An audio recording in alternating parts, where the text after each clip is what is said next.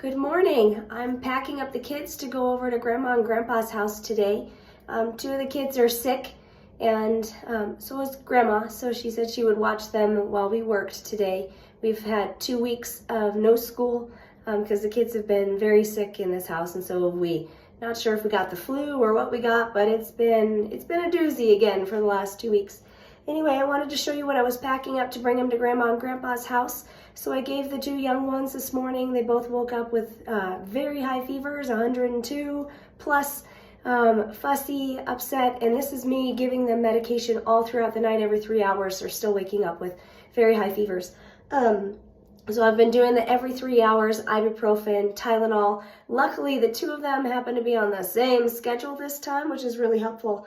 But I want to show you what I'm packing up for Grandma and Grandpa to make it much easier for them if they need to give them any medication. Hopefully they don't, because Dad should pick them up before they're due, but you never know. Anyway, I'm sending them with both of the medications, both acetaminophen and the ibuprofen that I use for the kids, and I rotate these every 3 hours. So I'll give this one, I gave this one at 7:30 today, and so this one will be due at 10:30 if they still have fevers. Just because they're so high, I keep giving it to them, because when I don't, their fevers get out of control.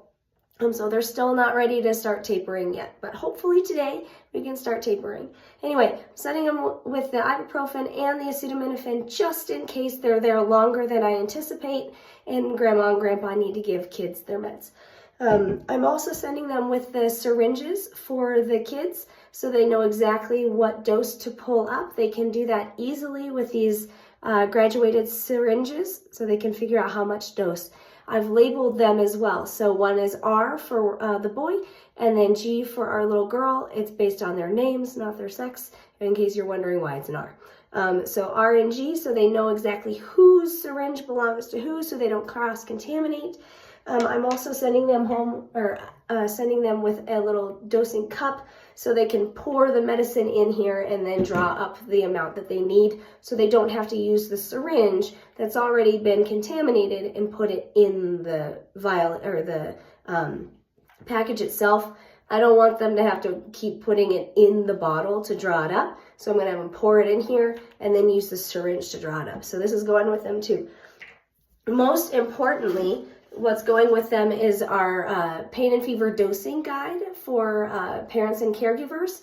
And this is going to be what's going to be helpful for them. This tells them exactly when the dose was given for my kids and which one was given last. And so this is exactly what this looks like. So on this one, my parents will be able to say, oh, okay, look, she gave her ibuprofen. Here's the dose at 6 mLs, and then 11 a.m. was the last time that she got that dose. So she'll be due in 3 hours, 11, 12, 13, 14. So she'll be due at 2 o'clock today. And she already gave her ibuprofen, so the time is to give her Tylenol instead.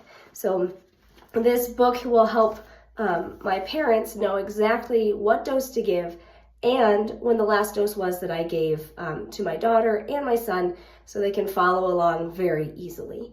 So I'm packing all this up, putting it into some plastic bags. I'm going to actually put this one in a separate plastic bag than the medicine, just because I don't want the medicine to accidentally spill all over this extremely helpful book that I've used a million times this year.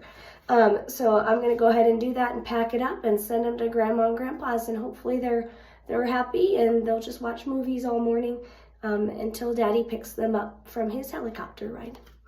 All right, have a good day.